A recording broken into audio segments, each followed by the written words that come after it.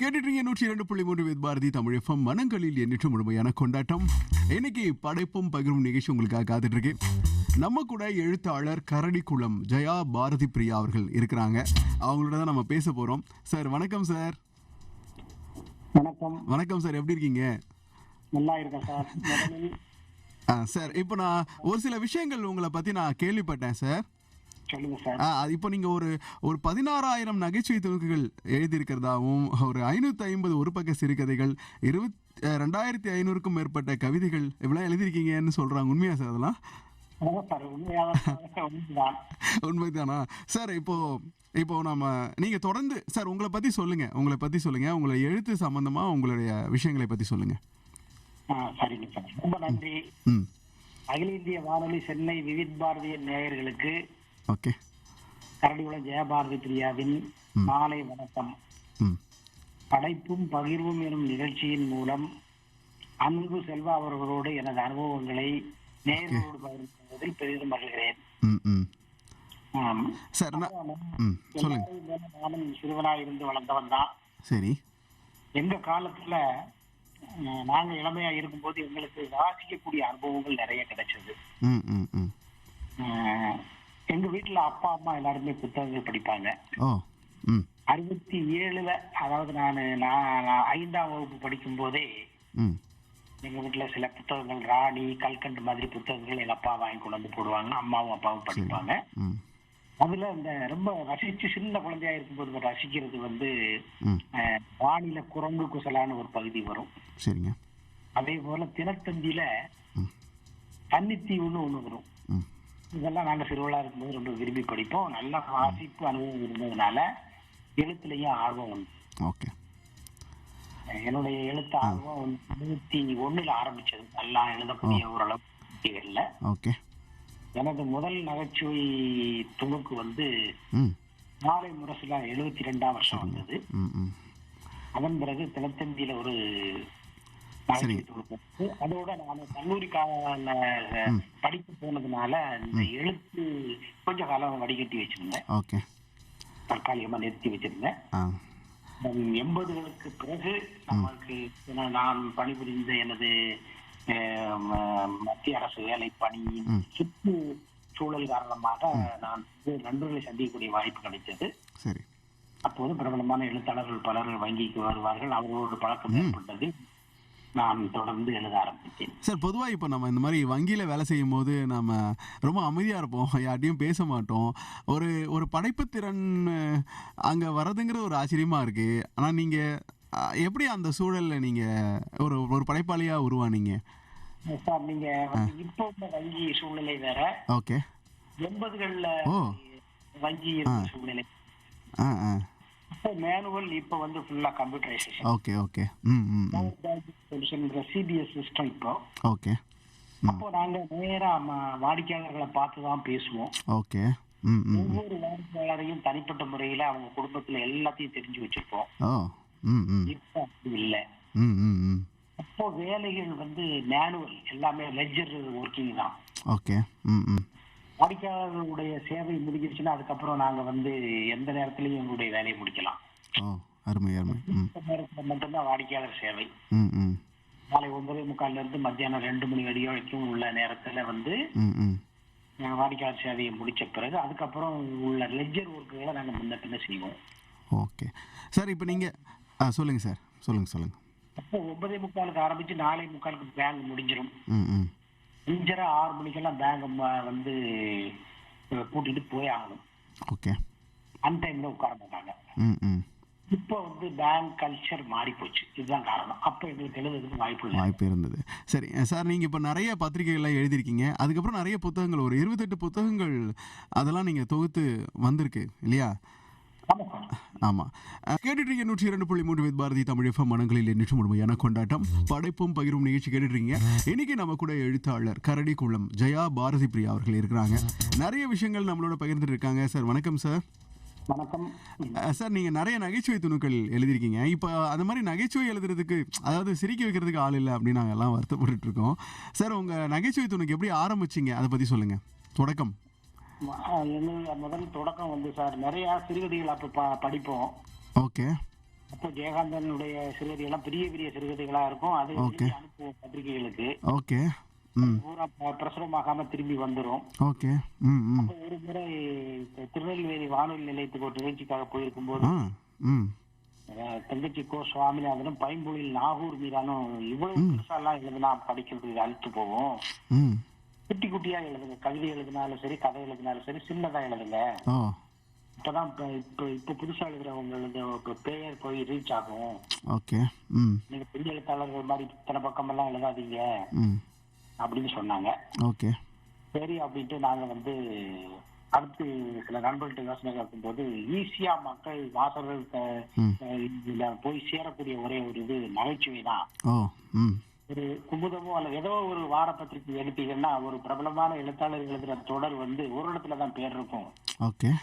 ஆனா ஒரு ஜோக் எழுத்தாளருடைய பேரை பார்த்தீங்கன்னா ஒவ்வொரு பக்கமும் அவர் ஒரு 10 ஜோக் போட்டு 10 ஜோக்குகளையும் அவருடைய பேர் இருக்கும். ஆடா. ம். ம். ம். 10 தடவை அதை வாசிப்பாங்க. Okay sir. இப்போ எனக்கு ஒரு சந்தேகம். இப்போ நீங்கள் ஒரு கவிதை ஒன்று எழுதிருக்கீங்க அப்படின்னா யார்ட்டையாவது நம்ம காட்டினோம்னா அவங்க நல்லா இருக்கு அப்படின்னு சொல்லுவாங்க. ஒரு ஜோக் எழுதி காட்டினா நல்லா இருக்கு அப்படின்னு சொன்னால் கூட நமக்கு சிரிச்சாதான் பிடிக்கும். நல்லா இருக்குன்னு சொன்னால் கூட நம்ம நம்ப மாட்டோம். உங்களோட ஜோக்கு நல்லா இருக்குன்றது நீங்கள் எப்படி முடிவு பண்ணுறீங்க சார்? இதுல சார் ஆ. ஸ்டாண்டிங் காமெடி மாதிரி உடனே கைதட்டல் கிடைக்காது. இப்போ நாங்கள் ஓகே. பத்திரிகைகள் எழுதும் போது ஓகே. பத்திரிகை ஆஃபீஸுக்கு தபாலில் அனுப்பிடுவோம். ஓகே. ஒரு 50 ஜோக்கு அனுப்புனா ஒரு 5 ஜோக்கு எடுத்துட்டு மீதி 45 ஜோக்க திருப்பி அனுப்பியிருந்தாங்கன்னு வைங்க. ஓகே. அந்த 5 ஜோக்கும் அந்த ஆசிரியர் துணை ஆசிரியருடைய டேஸ்ட்டுக்கு தான் இருக்கும். ஓகே. ம். ம். அதுல நல்ல ஜோக்ஸ் எல்லாம் திரும்ப வந்துடும். ம். ம். ம். முழுக்க முழுக்க அந்த ஜோக்குடைய தரத்தை தீர்மானிக்கிறது பத்திரிகை ஆசிரியர் துணை ஆசிரியர்கள் தான். ஓகே. ம். அதுக்கு வரக்கூடிய வாசகர் கடிதங்களை வச்சுதான் ம். நமக்கு படைப்புகள் அடுத்தடுத்து பிரசுரமாகுதுன்னா ஓஹோ நம்ம படைப்புகளை ரசிக்கிறாங்க அப்படிங்கறது நம்ம அதை வச்சுதான் தெரிஞ்சுக்க முடியும். ஓகே. சூப்பர். இப்போ உங்களுக்கு நகைச்சுவை உணர்வு வந்திருக்கு அப்படின்றத ஒரு முடிவு பண்ண ஒரு நேரம் அந்த மாதிரி ஒரு தருணம் ஏதாவது இருக்கா? நம்ம பரவாயில்ல, நம்ம ஜோக் சொல்கிறோம், நம்ம இப்போ ஸ்டார்ட் பண்ணியிருக்கோம், இப்போதுலேருந்து ஆரம்பிச்சிருக்கோம், அந்த மாதிரி. கல்லூரி ஆண்டு மலர்ல ஒரு கவிதை எழுதினேன். ஓஹோ. ம். மனிதனுக்கு வேலை இல்லை அப்படிங்கிற தலைப்புல. சரிங்க. தமிழாசிரியர் பார்த்துட்டு என்னடா இது மரபும் இல்ல, புதுக்கவிதையும் இல்ல, வசனமும் இல்ல, ஓகே. மூமேதாவும் இல்ல, பாரதியாரும் இல்ல, ஒரு கலவையா எழுதிருக்கீங்க அப்படின்னாரு. ஓகே. பையங்கெல்லாம் ஓடு சிரிச்சாங்க, கிளாஸ்மேட்ஸ் பூரா. ஓஹோ. ம். இந்த 3 சேர்ந்த கலவையா எழுதுறதுக்கு சிரிக்காங்க, நம்ம ஏதாவது ஒண்ணு எழுதுவோமே அப்படின்னு தான் ஜோக்ஸ்.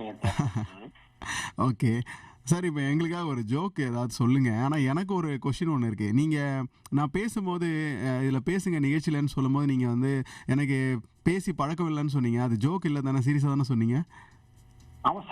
அது எனக்கு ஒருவேளை நீங்கள் அது ஜோக்காக சொல்லியிருப்பீங்களோ டவுட் வந்துருச்சு. சரி, ரைட் சார். சொல்லுங்கள் ஏதாவது உங்களுடைய நகைச்சுவைகள். நிறைய எழுதியிருக்கீங்க, யாரையும் புண்படுத்தாம, முக்கியமாக என்ன புண்படுத்தாம ஏதாவது சொல்லுங்க. இந்த சந்தர்ப்பத்துல நான் ஒரு முக்கியமான விஷயம் ஒண்ணு சொல்லிட்டேன். சொல்லுங்க. எனக்காக அந்த வாய்ப்பு கொடுங்க. ஒரு விஷயம் ஜனங்கள்கிட்ட போய் சேரணும் அப்படிங்கிறது தான் முக்கியம். ஓகே. அது எந்த வடிவில் வேணாலும் இருக்கலாம். நாவலா இருக்கலாம், சிறுகதையா இருக்கலாம், குட்டி கவிதையா இருக்கலாம், அல்லது நகைச்சுவை துணுக்காவும் இருக்கலாம். மெசேஜ் போய் சேரணும். ஓகே. அதனால துணுக்கு எழுத்தாளர்களை ரொம்ப சில பேர் துணுக்கு எழுதுறவனா அப்படிங்கிற மாதிரி நினைப்பாங்க. 400 பக்கத்துல சொல்ல வேண்டிய ஒரு மேட்டரை 4 வரியில சொல்லிட்டு போறவங்க தான் சார் ஜோக் எழுத்தாளர்கள். ஆமா. இல்லையா? ஆமா. இதிகாசங்கள் புராணங்கள்ல சொல்லக்கூடிய விஷயங்களை எல்லாம் திருவள்ளுவர் ஔவையார் 4 அடியில 3-4 வரியில உலகத்தையே அடைக்கலையா? ஆமா. அவங்க துணுக்கு எழுத்தாளர் நம்ம சொல்லிடலாமா? அதனால நாங்க ஒரே மேட்டரை கவிதையாவும் சொல்லுதோம், இருக்கோம், ஜோக்குலையும் இருக்கோம். ஒரு கவிதையும் ஜோக்கும் கலந்தது ஒண்ணு சொல்றேன். ஓகே. ஒரு போலீஸ் ஸ்டேஷன்ல போலீஸ் அதிகாரி கேட்கிறாரு திருடன்கிட்ட, சாமி சிலைய திருடினாயா அப்படின்னாரு. ஆமா எஜமா அப்படிங்கிறாங்க. சிலை எந்தா இருக்கு, சாமி எங்கடா? ஓகே. இது ஜோக்கு. இது அப்படியே சாமி சிலையை திருடினாயா, அப்படி எனில் சிலை இதோ இருக்கிறது, சாமி எங்கே? கவிதை. கவிதை, கதை. அருமை அருமை. பெரிய ஒரு உள்ளுக்குள்ள ஒரு தத்துவமும் இருக்கு. அது அழகா சொல்லியிருக்கீங்க. நிஜமா பெரிய விஷயம். அதான் உங்களுக்கு கல்லூரியில் ஏற்பட்ட அந்த பாதிப்பு, கவிதை எழுதணும் அப்படின்ற ஒரு விஷயம், அதே நேரத்தில் அதை கொஞ்சம் நகைச்சுவாகவும் சூப்பராக கொடுத்துருக்கீங்க. வேற சொல்லுங்க சார். சார், பெண்கள் புத்திசாலிகள். ம் ஏன் தெரியுமா? ம் ஒருத்தனை காதலிக்க தொடங்கியதுமே கணவனை தேட தொடங்கி விடுகிறார்கள். இன்னொரு சொல்லுங்க. பெண்கள் புத்திசாலிகள். ஆமா. ம் ஒருவனை காதலிக்க தொடங்கியதுமே ம் கணவனை தேட ஆரம்பித்து விடுகிறார்கள். ஓ, நீங்கள் அப்படி வரீங்க. பார்த்தீங்க உங்களை எப்படி நான் சிக்கலில் மாட்டி விட்டுருக்கேன் திரும்ப கேட்டு. கணவன் வேற காதல் வேறங்கிறத அவங்க நல்லா புரிஞ்சிருக்காங்க பெண்கள். சரி, சரிங்க சார். சரி, ம் சொல்லுங்க. ஒரு ஜோக்கு அது கவிதையா எப்படி இருக்குங்கிறத சொல்லவா? ம் ம் சொல்லுங்க.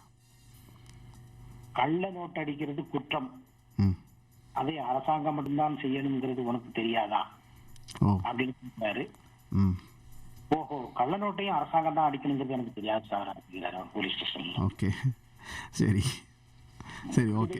ம் சின்ன சின்ன பகுதிகளை சொன்னா, ம் அமைதிப்படை வந்து விட்டது, ம் குண்டு வெடிக்கும் சத்தம் கேட்கிறது, ஐயோ, ம் பயங்கரமான ஒரு ஹைக்கூ கவிதை. ம் ஆசை புரிகிற மழலைகளும், ம் ஆளை அடையாளம் தெரியும் வரை மனிதர்களும் ம் துவேஷமின்றி சிநேகிதமாகத்தான் இருக்கிறார்கள். கண்டிப்பா. ம் ஆசை புரிகிற வரைக்கும் மழலைகளும், ம் ஆளை அடையாளம் தெரிகிற வரைக்கும் மனுஷங்களும் ம் துவேஷம் இல்லாம ரொம்ப சிநேகிதமா இருக்காங்க. கண்டிப்பா. ம் ம் சூப்பர்.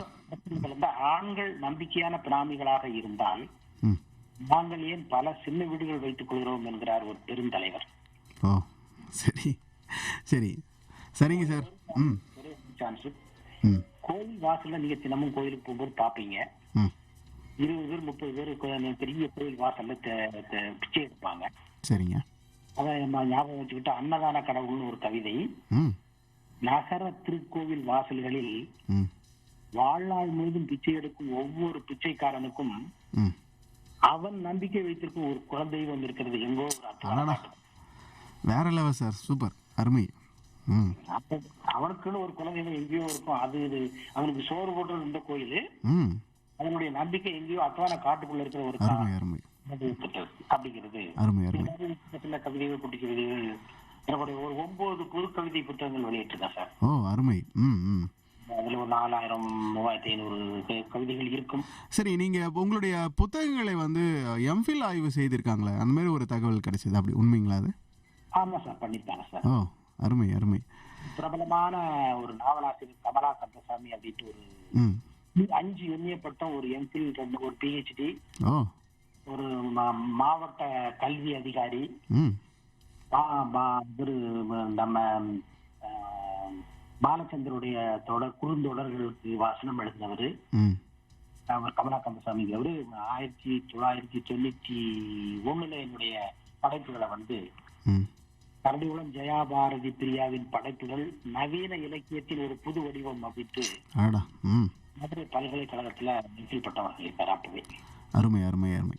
அந்த அளவுக்கு ஓர்த்து இல்லைன்னு தெரிஞ்சதுக்கு அப்புறம் தான் நான் அந்த நகைச்சுவை ஜோக்ஸ் எழுதுறத கொஞ்சம் குறைச்சிக்கிட்டேன். ஓஹோ, ஓகே, முடிஞ்ச அளவுக்கு அப்படின்ட்டு. சரி. இப்போ அந்த ஒரு நகைச்சுவை நீங்கள் ஒன்று எழுதிட்டீங்க அப்படின்னா, முதல்ல சில பேருக்கு நம்ம சொல்லலான்னு ஒரு ஆசை வரும்ல, அந்த மாதிரி நீங்கள் யாருக்கிட்டலாம் பகிர்ந்துப்பீங்க, இவங்க சிரிச்சிட்டா கண்டிப்பாக அது நல்ல ஜோக்காக இருக்கும், அந்த மாதிரிலாம் ஒரு முடிவுக்கு வருவீங்களா? அந்த மாதிரிலாம் யோசிச்சிருக்கீங்களா? இந்த விளையாட்டு சொல்லுவேன் இந்த மாதிரி ஒரு ஜோக் அப்படின்ட்டு ம் ஆரம்ப காலத்துல. ம் அப்புறம் ஒரு நாள் ராத்திரிலே 100 ஜோக்ஸ் எழுதும் போது சொல்ல முடியாது. ஆமாம், ஓகே. 1-2 வரும்போது இப்ப ஆபீஸ்லயே எல்லாரும் கொண்டாடுவாங்க. ஓ அப்போ எல்லாம் வந்து ஆபீஸ்ல லைப்ரரி மாதிரி ஒரு புத்தகம் வச்சிருப்பாங்க, அது நிறைய பேர் புத்தகங்கள் படிப்பாங்க. ம் ம் மேனேஜரே ஆல் தி பெஸ்ட் அப்படின்ட்டு கீழே எழுதி கூட ஒர்க் பண்ற மேனேஜரே வந்து ஜோக்கோ கவிதையோ வந்து அவனே விஷ் பண்ணுவாங்க. ம் ம் இப்பெல்லாம் வந்து அந்த மாதிரி பண்ண மாட்டாங்க, ஏன்னா ஆபீஸ்ல உட்காந்துட்டு நீ எழுத வாசிக்கிற கதை அப்படின்ட்டு. ஓகே. ஆமா, அப்போ எனக்கு ரசிகர்கள் என்னுடைய வங்கியிலேயே இருந்தாங்க. அருமை அருமை சார். இப்போ இந்த கேள்வி நான் கேட்கவே இல்லை. கரடிக்குளம் அப்படிங்கிறது உங்கள் ஊர் பேரா சார் அது? ஆமா சார். இப்போ நீங்கள் இந்த துணுக்கள் எழுதும் போது தான் இந்த பெயரை சேர்த்துக்கலாம் அப்படின்னு நீங்கள் நினச்சிங்களா? எப்படி அது? ஆமாங்க சார், நான் ஆரம்ப காலத்துல அப்போ வந்து பிரியன் அப்படிங்கிற வார்த்தைகளை வந்து ஒவ்வொருத்தரும் அவங்க பேரோட சேர்த்துக்குருவாங்க. ஓகே. அப்போ நான் பாரதி பிரியாவா எழுதிட்டு இருந்தேன். ஓகே. அப்புறம் கல்யாணமானது எனது மனைவி பெயர் ஜெயா பாரதி பிரியா ஆனேன். ஓகே. என்னுடைய மகளுக்கு பிரியா அப்படிங்கிற பேர் வச்சு கரடிகுளம் ஜெயா பாரதி பிரியா அப்படின்ட்டு. அருமை. இப்படி நிறைய பெயர் சேர்த்த உடனே உங்களுக்கு ஜோக் நிறைய வந்ததா? இல்ல. அது வந்து ஊடகங்கள்ல சில பிரச்சனைகள் இருந்தது. இவ்வளவு நீளமா ஓ, பேரு. ஆ, ஆ. அப்படின்ட்டு பிரபலமான லேனா தமிழ்வாணன் கூட உங்க படைப்புகளை விட உங்க பேர் நீளமா இருக்கும் பாரு. ஓகே. ம், ம். அப்படி நிறைய நடந்திருக்குது. இருந்தாலும் அப்படியே போட்டாங்க எல்லாருமே. ஓகே. ம், ம். 10,000 நகைச்சுவை துணுகளுக்கும் பேர் முழுசாவே போட்டாங்க. ஓகே. சார், இப்ப இப்ப நகைச்சுவை துணுக்கு நீங்க யாருக்காவது சொல்லும்போது, சிரிக்காமலாம் கூட இருந்திருக்காங்களா? நீங்க நீங்க ஜோக் சொல்லி சிரிக்கலன்னா, அந்த மாரி டைம்ல நீங்க என்ன பண்ணுவீங்க? ஒண்ணும் இல்ல, அசட்டு வழியில் இருக்காரு, அவர் என்ன செய்யறது. Okay, okay. இல்ல அந்த மாரிலாம் இருக்காங்களா? உங்கள இல்ல நீங்க சிரிக்கிற ஆட்கள கூட வச்சுப்பீங்க. அவங்க கிட்ட ஜோக் சொல்லி பார்ப்பீங்களா? இல்ல, சிரிக்கிற ஆட்கள் நாங்க கம்மி. நண்பர்களா பேசிட்டு இருக்கும்போது சில இதுகளை வந்து சொந்தத்துக்கு சொல்லும் போது ம், ம். உங்களுடைய ரெஃப்ளெக்ஷன் எப்படி இருக்குன்னு பார்த்துட்டு அதை வந்து மாடிஃபை பண்ணி எழுதிக்கிறோம். ஓ! ஓ! அருமை, அருமை. சரி, இப்ப நாம ஒரு பக்க சிறுகதை அப்படின்னு வருவோம். நீங்க நெறைய எழுதுறீங்க. ஒரு 500 எழுதியிருக்கிற மாரி எனக்கு தகவல் கிடைக்குது. இருக்கும். ஐயா, சொல்லுங்க. அதாவது ஒரு பக்க சிறுகதைகள் ம். ஆரம்பத்தில் சொன்னேன் இல்லையா, பெருசா எழுதுனா போட மாட்டாங்க அப்படின்ட்டு. ஓகே. ம், ம். ஒரு பக்க சிறுகதைகள் குமுதம் விகடன் மாதிரி சரி. இதழ்கள்ல வெளிவந்து ம், ம், ம். நான் வந்து அந்த பத்திரிகைகளில் எழுதும்போது என்னுடைய ஜோக்ஸையே கொஞ்சம் எலாபரேட் பண்ணி ஓ! இன்னொரு கொஞ்சம் எக்ஸ்டெண்டா ஒரு ம். 4 வரி இருக்கிற ஜோக்க ஒரு 15 வரி 16 வரி ஆக்கினா அவருக்கு ஒரு பக்க சிறுகதை உருவாயிரும். ஓ! அதுலயும் நீங்க நகைச்சுவை தான் சொல்லுவீங்க. அந்த ஒரு கதையில கூட. அப்ப 480 ஒரு ம். பக்க சிறுகதைகள் இப்ப என் கையில இருக்குது. ஓகே. அதுல ஒரு ம். 400 கதைகள் மெசேஜ் இருக்கிற கதைகளா தான் எழுதியிருக்கேன். ஓ! அருமை, அருமை. ம். சரி, எங்களுக்காக ஒரு கதை சொல்ல முடியுமா? ரொம்ப சொல்றேன். சுருக்கமா. ம். சொல்லுங்க. ம். ஒரு விபத்து நடந்திருக்கு சாலையில. சரிங்க. பஸ் டிரைவர் ம். ஒரு பள்ளிக்கு செல்லும் குழந்தையை அடிச்சிருந்தாரு. ம். அந்த குழந்தை வாகனத்துல அடிபட்டு அந்த இடத்துல ரத்த வெள்ளத்துல கிடக்குது. ம். கண்டக்டர் இறங்கி ஓடுறாரு, டிரைவர் இறங்கி நிக்கிறாரு. சுற்றி உள்ள மக்கள் கூடிட்டாங்க. ம். கூடி வாகனத்தையும் டிரைவரையும் போட்டு அடிக்கிறாங்க. ம். அதுல ஒரு பாட்டி அந்த டிரைவர் சத்தம் போடுது, நீ எல்லாம் ஒரு மனுஷனாடா, ம். ம். உனக்கு இது தெரியலையா, உங்ககிட்ட இறக்கமே இருக்காதா, ம். ம். அடுத்த பிள்ளையோ இது ஓம் பிள்ளையா இருந்தா நீ என்ன செய்வ அப்படின்னு அந்த பாட்டி ம். கேட்டு ம். டிரைவர் கண்ணீர் வடிச்சுக்கிட்டு என் பிள்ளைதான் அம்மா அம்மா அடிச்சது, ஐயோ! ஓ! என்னன்னு செய்வானா, ம். இது வந்து விபத்து தானே அப்படின்ட்டு. அடடா! ம். இது சாவியில வெளிவந்தது. சாவி இது ரொம்ப நல்லா அருமையா இருக்கு. இல்ல, நீங்க நல்ல அருமையான ஒரு பதிவும் நீங்க பண்ணியிருக்கீங்க. அதாவது தனக்கு ஏற்பட்டா தான் அந்த வருத்தம் தெரியும்னு சொல்லுவாங்க. அப்படியே ஒரு ஒரு விஷயத்தையும் பதிவு பண்ணியிருக்கீங்க. ரொம்ப அழகா யோசிச்சிருக்கீங்க. ஆழமா யோசிச்சிருக்கீங்க. அருமை சார். ம். ம். இன்னொரு சிறுகதை, ஒரு பக்க சிறுகதை. ம். ம். ம். விகடன் பவள விழா மலர்ல 5,000 சரிங்க. கொடுத்தாங்க அந்த ம். கட்சிக்கு. ம். ம். பேரந்தாண்டுதல்ல உலக சாதனை படைச்ச ஒரு ஸ்போர்ட்ஸ் மேன் இந்தியாவில் இருக்காரு. ம். அவருக்கு வந்து இந்தியாவுல இருக்கிற பாதுகாப்பு எவ்வளவு கொடுக்க முடியுமோ விஐபிக்கு அவ்வளவு ஓகே. ரிசர்ச் பிரிவு பாதுகாப்பு கொடுக்குறாங்க. ம். டாக்டர்கள் வந்து அவருக்கு வந்து என்ன உணவு சாப்பிடணும் அப்படிங்கிற மெனுவை டாக்டர்கள் தான் கொடுக்குறாங்க. ம். அவரை வந்து காலை மாலை செக் பண்றாங்க. ம். இவ்வளவு பாதுகாப்போடையும் இவ்வளவு பண வசதியோடயும் இருக்கிறவர் அதிகாலையில எந்திரிச்சு அருகம்புல் சாப்பிட்டுட்டு ஓடுறாரு. ம்.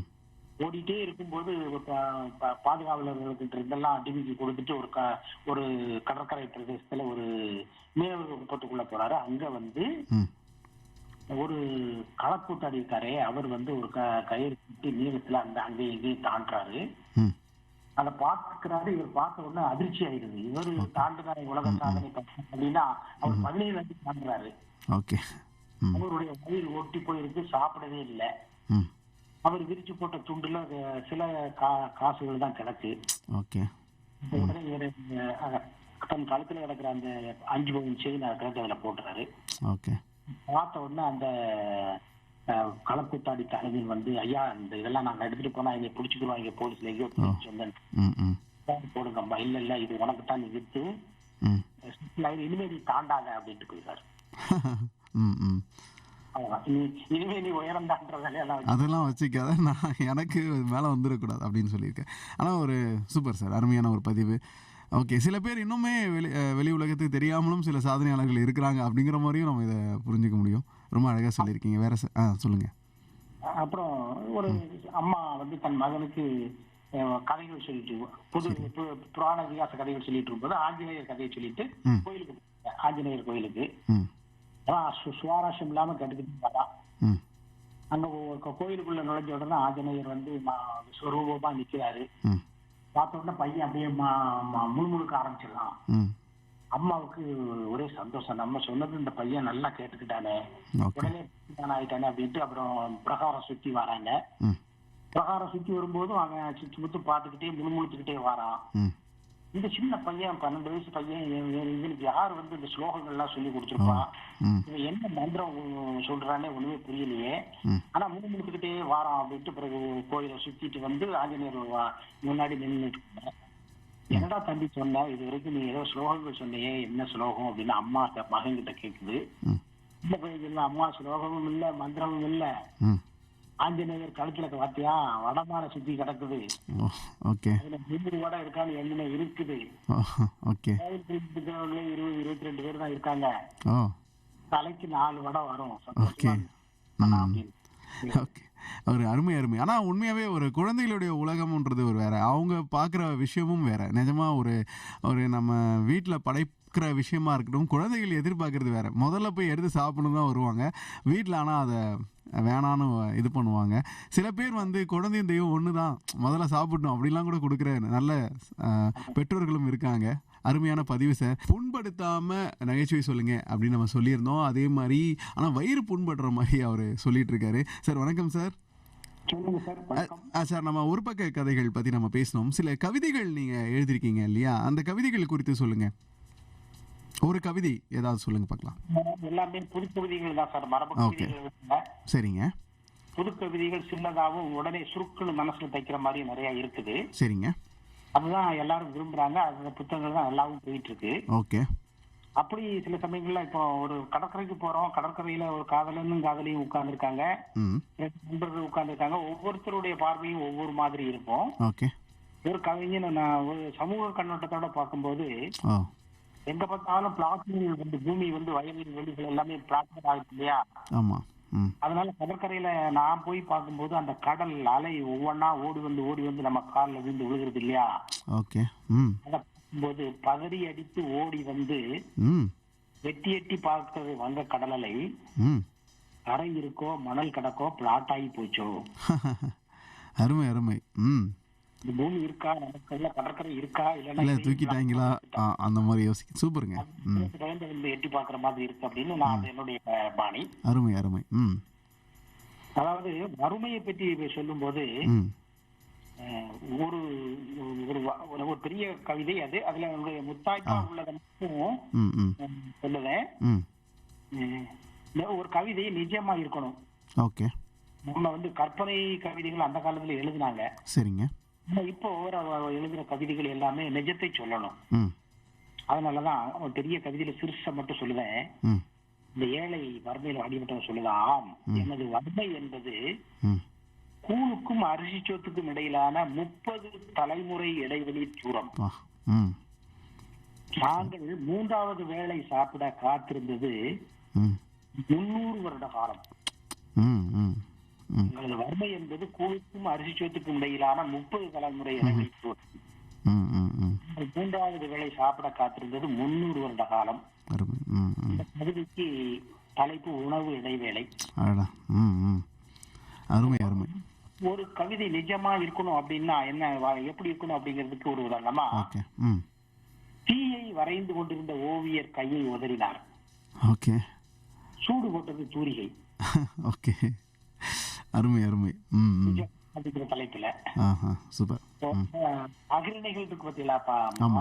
ம் ம் ம் ம் இதெல்லாம் பாவம், அதுங்களுக்கு எதுவுமே தெரியாது. ம் அது என்ன செய்யும், ம் அது கிளம்புது. ஆடி தீபாவளி பொங்கல் திருநாள் வருவதற்கு முத நாளே ம் உனக்கென்று விருந்துக்கு வந்து நிற்கிறது ஆடும் கோழியும். ம் ம் விருந்தாளிகளுக்கு முன்னாடி அது வந்து நிற்குது. ஓகே புரியுது. ம் ம் அப்புறம் ம் இப்ப காசா போர் நடந்துகிட்டு இருக்கு. ம் அங்க போரில் செத்து கிடக்கும் பெற்றோர் நடுவே ம் தனது துப்பாக்கியை தேடி அலைகிறது ஒரு குழந்தை. ம் ம் வயசானவங்க எப்படிதான் மேக்கப் போட்டாலும் ஒன்றும் ஆகாது. சரிங்க. அதனாலதான் துடைத்து துடைத்து பார்க்கிறான், எப்போதும் அவன் முகத்தை அழுக்காகவே காட்டுவது கண்ணாடி. ம் ம் நிறைய கவிஞர்கள் மழையை வந்து ரொம்ப விரும்பி ஓகே. ரசிப்பாங்க. ம் ம் ஆனா மழை தூர்னோட ஓடி போயிடுவாங்க. ஆமாம். வராதா என்று ஏங்கிய ஒருத்தனையும் காணோம், தான் மட்டும் தனியாக பெய்து கொண்டிருந்தது மழை. உண்மைதான் உண்மைதான். ம் சில பேருக்கு வந்து ம் தான் பெரிய மனுஷங்கிற நினைப்பு இருக்கும். ஓகே. துப்பாராமன் போய் கொண்டிருந்தார். ம் துப்பாராமன் என்று கூப்பிட்டேன், திரும்பவில்லை. ம் சுப்பு என்றேன், அப்பவும் திரும்பவில்லை. ம் ராமன் என்று கூப்பிட்டேன், அப்பவும் திரும்பவில்லை. ம் தலைவான்னு கூப்பிட்டேன், ரோட்டரி போன அத்தனை பேரும் திரும்பி பார்த்தார்கள், துப்பாராமன் உட்பட. சரி சார், நீங்கள் ஒரு கொஞ்சம் ஒரு 5 நிமிஷத்தில் நீங்கள் எக்கச்சக்கமான செய்திகளில் ஒரு மடை திறந்த வெள்ளம் போல் அடித்து விடுறீங்க, அழகாக சொல்கிறீங்க. ஆனால் என்கிட்ட வந்து நான் இதுவரையும் வெளியே பேசினதில்லை அப்படின்னு சொன்னீங்க. ஆனால் எங்களுக்காக நிறைய செய்திகளை இந்த நிகழ்ச்சியில் சொல்லியிருக்கீங்க, நிறைய நகைச்சுவை துணுங்கள். அதுவும் இப்படிலாம் ஒரு மனிதர் இவ்வளோ ஆழமாக யோசிக்க முடியுமா அப்படிங்கிற விஷயமாகவும் இருக்குது. அது ரொம்ப அழகாக நகைச்சுவையாகவும் மறக்க முடியாமல் பண்ணிடுறீங்க. ஒரு முறை நம்ம அந்த கவிதையை வாசித்தோம்னா, அந்த நகைச்சுவை வாசித்தோம்னா நம்மளால் மறக்கவே முடியாத அளவுக்கு அது ரொம்ப ஆழமாக நம்ம மனசில் பார்த்திற அளவுக்கு அழகா எழுதிட்டீங்க. தொடர்ந்து இந்த பணிகள் நீங்க செய்யணும். இது மூலமா நிறைய மாற்றங்கள் சமூகத்துல நிச்சயமா வரணும். இப்பதான் புரியுது எப்படி உங்களுடைய உங்களை பற்றிய ஆய்வுகள் வந்திருக்கு, உங்களுடைய படைப்புகள் பற்றி ஆய்வுகள் வந்திருக்கு அப்படின்னா ரொம்ப முத்தாய்ப்பான், ரொம்ப அழகா, ரொம்ப சுருக்கமாகவும் ஆழமாகவும் நீங்க சொல்ற அந்த உத்தி தான் அப்படின்னு நான் நினைக்கிறேன். தொடர்ந்து நீங்க நிறைய சொல்லணும், அப்புறம் பேசவும் வரணும். இந்த மாதிரி நிறைய நீங்க உங்க மனசுல இருக்கிறதெல்லாம் வெளியே சொல்லணும். உங்கள் நடைன்னு ரொம்ப நல்லா இருக்கு. நீங்க நெல்லை மாவட்டம் தானே? ஆமா சார். ஆமாம், உங்களுடைய பேச்சு வழக்கம், நீங்கள் பேசுகிற அந்த சொற்கள் ரொம்ப அழகாக நீங்கள் பயன்படுத்துறதும் அழகாக இருக்குது. அதனால் நான் என்ன சொல்ல வரேன்னா, நீங்கள் பேசவும் செய்யலாம் அப்படிங்கிறது தான். சார், நிகழ்ச்சியில் கலந்துக்கிட்டது ரொம்ப ரொம்ப நன்றி சார், இந்த நிகழ்ச்சி அழகாக்குனதுக்கு. ரொம்ப நன்றி நண்பர். இந்திய வானொலியின் சென்னை விவித் பாரதிக்கும் அதன் நேயர்களுக்கும் இந்த நிகழ்ச்சியை என்னோடு பகிர்ந்து கொடுத்த அன்பு இளவல் அன்பு செல்வா அவர்களுக்கும் எனது மனமார்ந்த நன்றியை தெரிவித்துக் கொள்கிறேன். ரொம்ப நன்றி சார், ரொம்ப நன்றி நிகழ்ச்சியில் கலந்துக்கிட்டதுக்கு. மீண்டும் சந்திப்போம் சார், ரொம்ப நன்றி. இன்னைக்கு நம்ம நிகழ்ச்சியில் படைப்போம் பகிர்வோம் நிகழ்ச்சியில் எழுத்தாளர் கரடிக்குளம் ஜெயா பாரதி பிரியா அவர்கள் கலந்துக்கிட்டாங்க. எக்கச்சக்கமான நகைச்சுவைகள் நமக்காக சொன்னாங்க, நிறைய கவிதைகள் சொல்லியிருக்காரு, நிறைய உருப்பக்க சிறுகதைகள் சொன்னார். எல்லாமே நம்ம மனசை விட்டு நீங்காத ஒரு அழகான ஒரு நிகழ்வாக நமக்கு இருந்தது. மீண்டும் அடுத்த வாரம் இதே போல படைப்பும் பகிரும் நிகழ்ச்சியில் ஒரு எழுத்தாளருடன் உங்களை நான் சந்திக்கிறேன்.